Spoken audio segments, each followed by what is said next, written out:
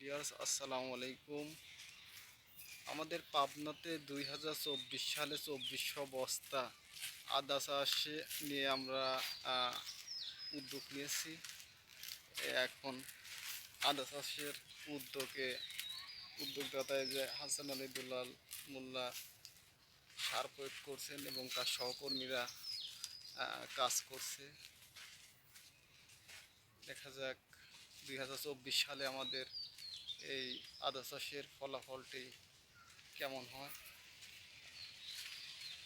আমরা যেহেতু শুরু করেছি, অবশ্যই আপনারা দোয়া করবেন যেন আমাদের পাবনায় এই নতুন প্রজেক্টে আমরা সবাই